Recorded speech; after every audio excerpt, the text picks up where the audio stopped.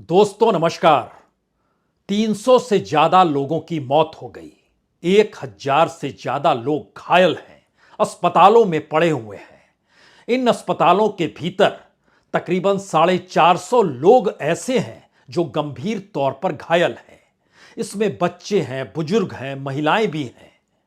और इतनी बड़ी तादाद में कोई एक अस्पताल इलाज के लिए काफी नहीं है, तो बालासोर से लेकर भुवनेश्वर तक के जितने अस्पताल हैं उसे इमरजेंसी मोड में लाया जा चुका है। 100 से ज्यादा एम्बुलेंस लगातार काम कर रहे हैं। बड़ी तादाद में तकरीबन 50 ऐसी गाड़ियां हैं जिसमें तुरंत राहत की व्यवस्था की जा सके, इलाज किया जा सके, इसको लेकर काम कर रहे हैं। 100 के लगभग ट्रक भी लगातार लाइन से खड़े हैं जो एक एक करके तमाम अस्पतालों में घायलों को पहुंचा रहे हैं।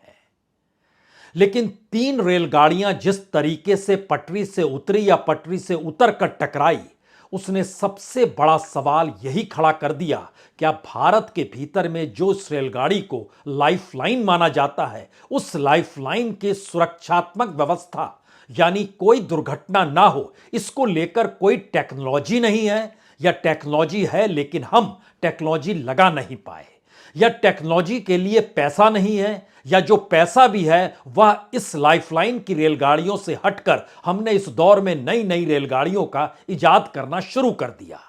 क्योंकि 300 से ज्यादा मौत भारत के तमाम रेल दुर्घटनाओं के इतिहास को अगर आप परखेंगे तो सबसे बड़ी दुर्घटना याद कीजिए, खगड़िया में बागमती मानसी स्टेशन पर रेलगाड़ी जो थी नदी में गिर गई थी। 1981 का हम जिक्र कर रहे हैं, 6 जून 1981।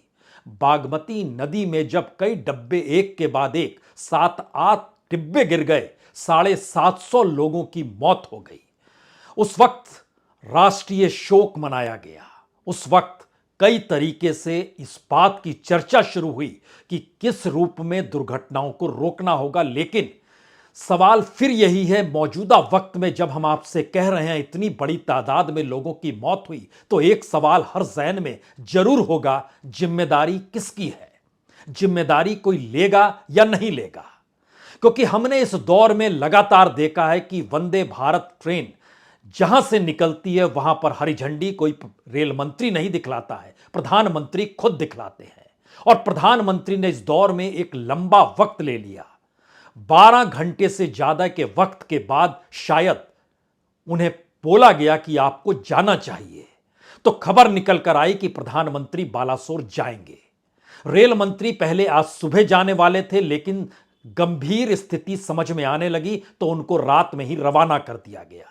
नवीन पटनायक जो उड़ीसा के मुख्यमंत्री हैं, वो सुबह होते ही पहुंच गए। ममता बनर्जी भी तैयारी कर चुकी है, वह भी पहुंच जाएंगी। इन सब के बीच तमिलनाडु चूंकि यह कोरोमंडल एक्सप्रेस जा रही थी, जहां के सबसे ज्यादा लोगों की मौत इस ट्रेन में सफर करने वालों की हुई है, तो वहां पर राजकीय शोक मनाया जा रहा है। और राज्य में शोक के तौर पर वहां से 3 मंत्री निकलकर पहुंचेंगे उड़ीसा और उन्होंने वहां के मुख्यमंत्री से बातचीत की है। सैकड़ों की तादाद में एम्बुलेंस लगी हुई है, ट्रक लगे हुए हैं। जो एक तौर पर गाड़ी जिसके भीतर इलाज हो, उनकी भी संख्या लगभग 25 से ज्यादा है। ये तमाम चीजें हो रही है, लेकिन जिम्मेदारी किसकी होती है? और ऐसी दुर्घटनाओं के वक्त इस देश के भीतर और आम लोगों के जहन में क्या सवाल होते हैं? क्या सिर्फ मुआवजे को लेकर होते हैं, जिसका ऐलान सरकार ने कर दिया कि जिसकी मृत्यु हो गई उसके परिजनों को 10 लाख रुपए देंगे, जो गंभीर तौर पर घायल हैं उन्हें 2 लाख देंगे, जिनको हल्की फुल्की चोट लगी है उन्हें 50,000 देंगे? क्या यह राहत की परिस्थिति में लाकर देश सिर्फ पैसों के आश्रय खड़ा हो सकता है? अगर खड़ा हो सकता है तो हमें लगता है आज जरा समझने और परखने की जरूरत है। भारत के भीतर दुर्घटनाओं को रोकने के लिए 2012 में ही एक सिस्टम आया था जो कवच के नाम पर था, और वह कवच कैसे काम करता है इसको लेकर हम क्यों बतलाएं, आप खुद सुनिए।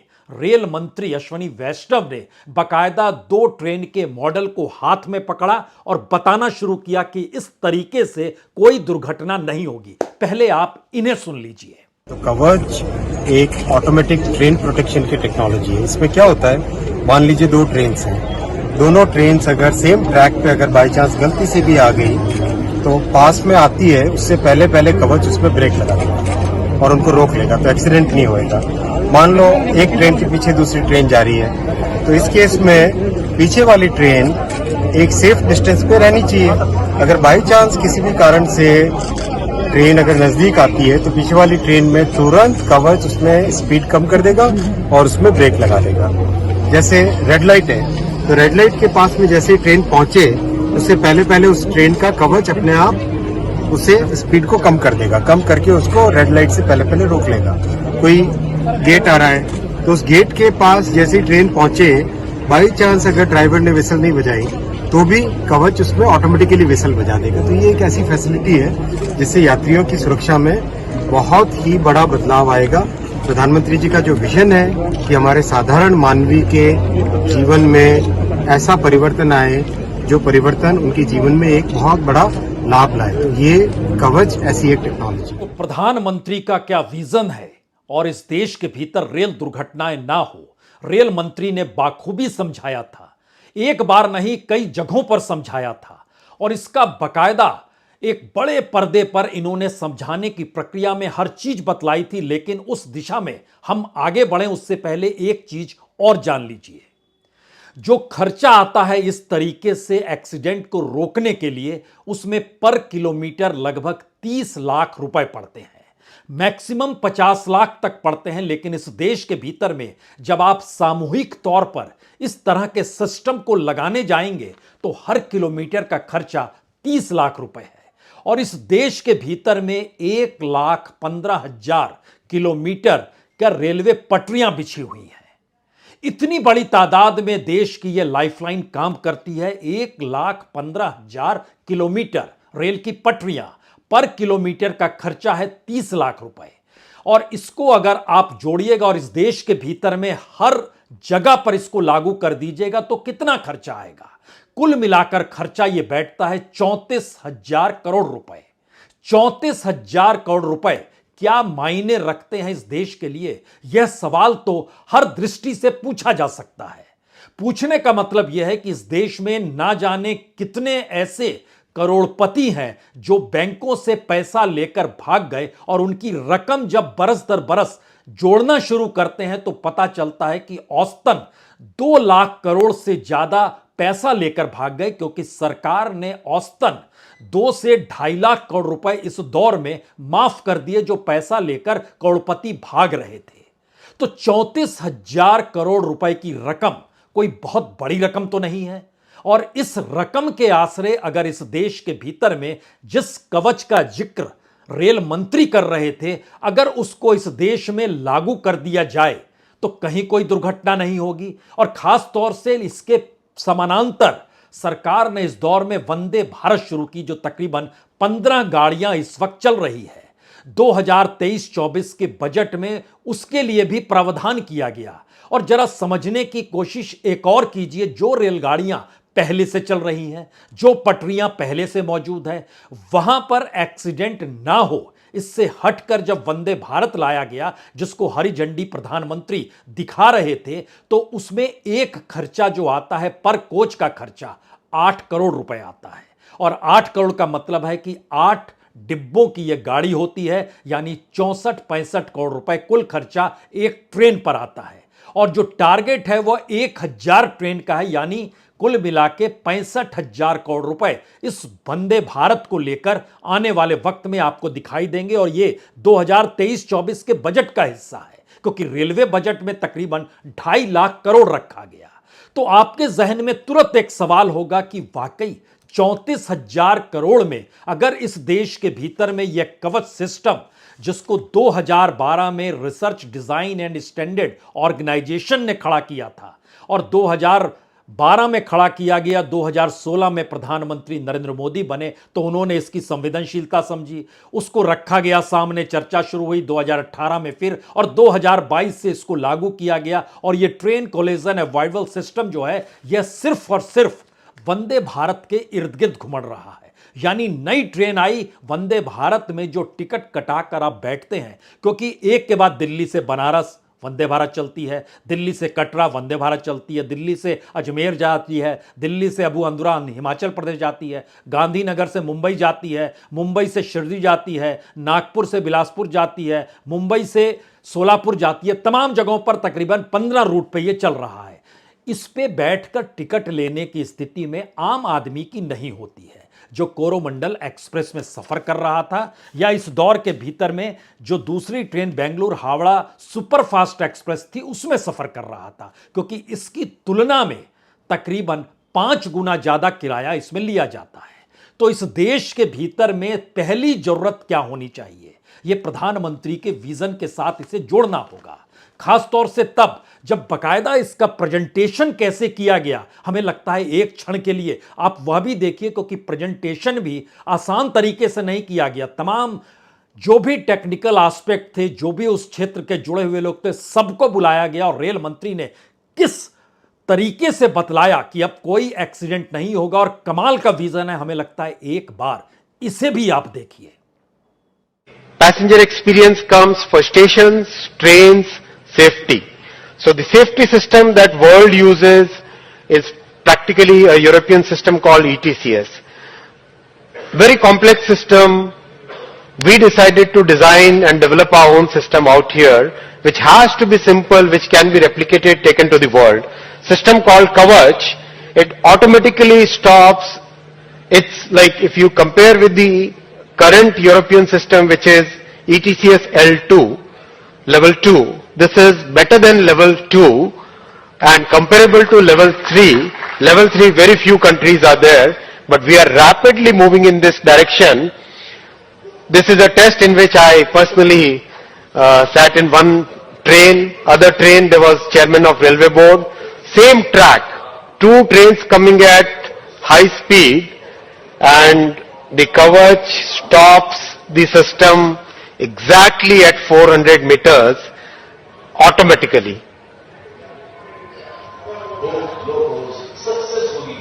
And automatically stop at almost... Both the trains automatically stop at exactly 400 meters.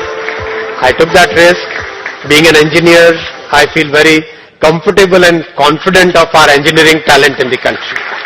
इतने शानदार प्रेजेंटेशन को देखकर आपके जहन में एक सवाल तो जरूर होगा, क्या यह सिस्टम सिर्फ वंदे भारत के इर्द गिर्द इसलिए घूमड़ रहा है क्योंकि यह ट्रेन रात का सफर नहीं कर पाती है, या करती भी है तो इसकी एक लिमिटेशन परिस्थितियां हैं चंद घंटों के लिए। तो जरा अब एक क्षण के लिए भारत की लाइफलाइन उस रेलवे पर आकर खड़े हो जाइए जहां इस देश के आम शख्स ट्रेवल करते हैं। जिस बेंगलुरु हावड़ा सुपरफास्ट एक्सप्रेस को 1 जून यानी परसों सुबह जब वह 7:30 बजे बेंगलुरु के यशवंत स्टेडियम से चली तो उसको पहुंचना था 8 बजे शाम में हावड़ा पहुंचना था, लेकिन यह 3.5 से 4 घंटे लेट चल रही थी। यह पूरा सफर रेलगाड़ी में जो बैठे हुए थे तकरीबन 36.5 घंटे का था। रेलगाड़ी लेट चल रही थी तो यह सफर बढ़कर 41-42 घंटे हो गया।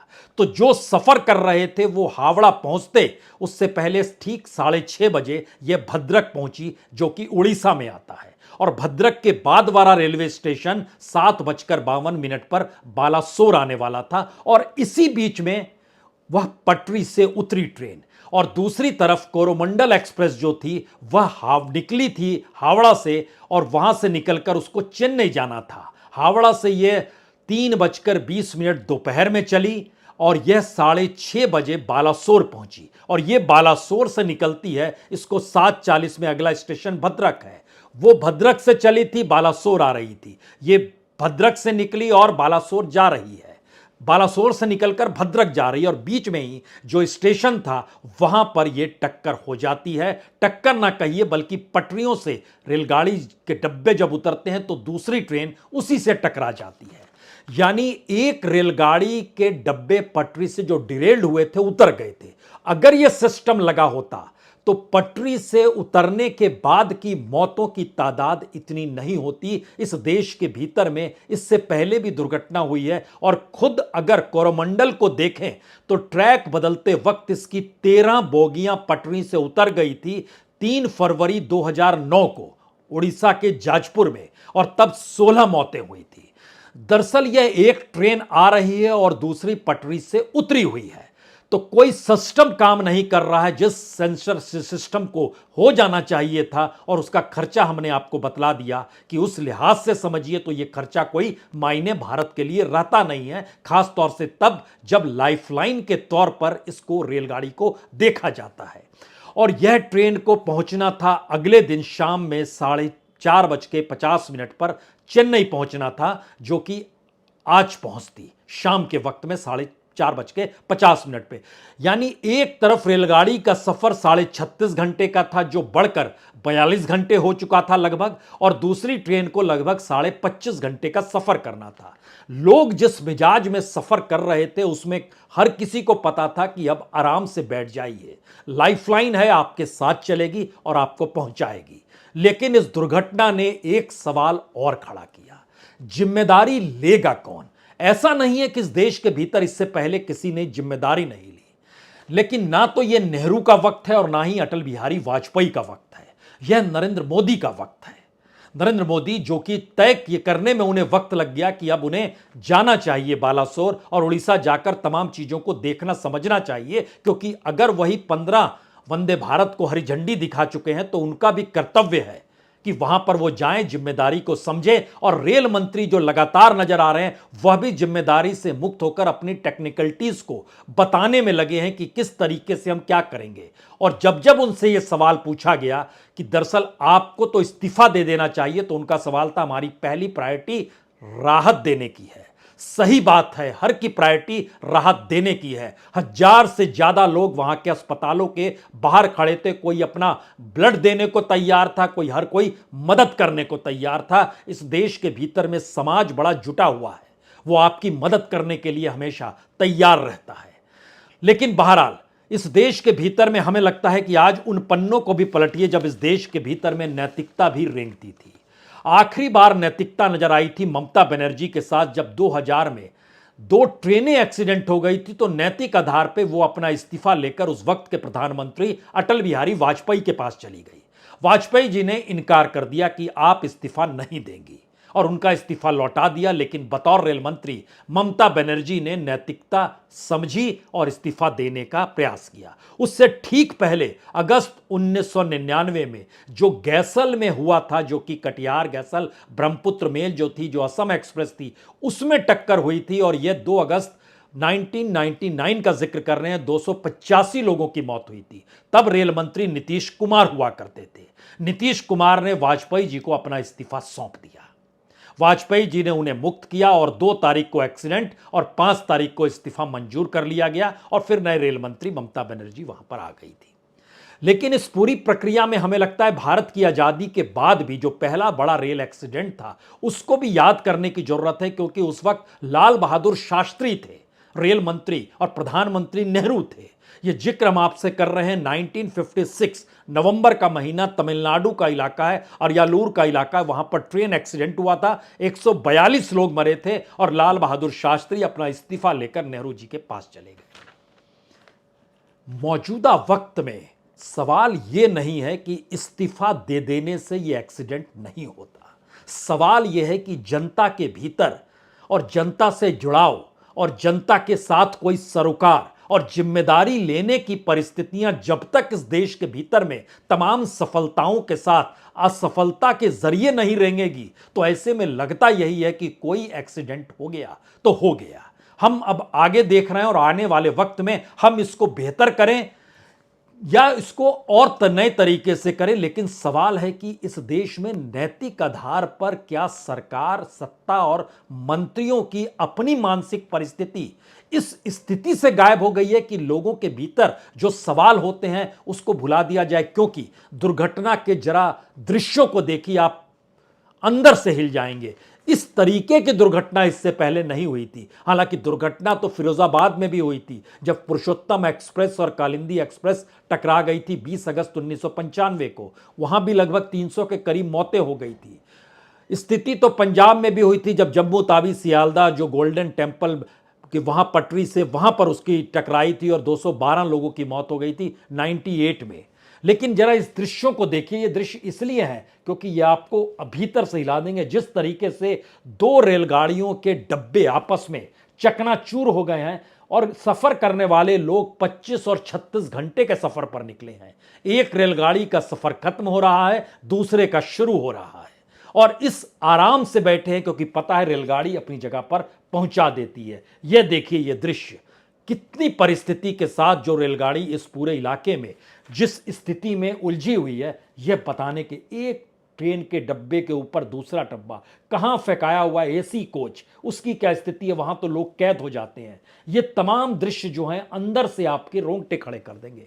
तो सिर्फ इनको देखकर, एक टेक्नोलॉजी है भारत के भीतर में, एक सिस्टम है भारत के भीतर में, जिसका जो काम है उसको करना चाहिए। मंत्री महोदय कोई गाड़ी के नीचे बैठकर देखें और समझें और वहां से निकलें, ये सारी चीजें इस देश में नहीं होनी चाहिए, क्योंकि भारत में आम लोगों के लिए मुश्किल हालात, महंगाई के दौर में, सफर करने के दौर में, और खास तौर से तब जब अब बच्चों की छुट्टियां हो गई हैं, लोग सफर करने, कॉलेज बंद हो रहे हैं, तब सफर करने निकले हैं और उस पीरियड में अपने घरों को लौट रहे हैं। इसीलिए तमिलनाडु में राजकीय शोक का ऐलान किया गया।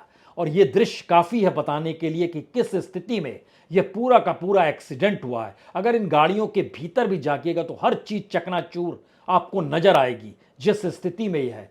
गाड़ियों के भीतर के दृश्य भी हमको लगता है देखने चाहिए, जो बॉगी के भीतर के दृश्य हैं। यह तो लॉन्ग शॉट सब है, ये देखिए भीतर के दृश्य, कितने जोर से ये टक्कर हुई होगी और सब कुछ छिन्न भिन्न। गाड़ी के भीतर क्या कुछ है उसका ये एक नज़ारा है जो अपने आप में बताने के लिए काफ़ी है कि ऐसी परिस्थिति के एक्सीडेंट के बाद इस देश के भीतर के जो 3 बड़े सवाल हैं, उन सवालों पर सत्ता सरकार गौर कर ले।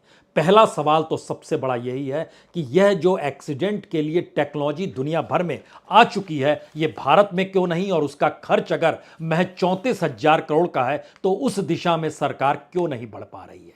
पहला सवाल यह है।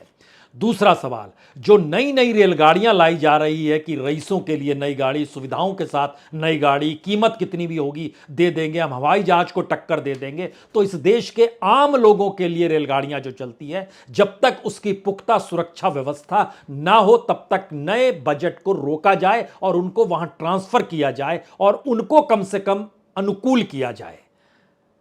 पैसे कमाने की दृष्टि से रेल को नहीं देखना होगा, यह भारत के लिए यकीनी तौर पर लाइफलाइन है।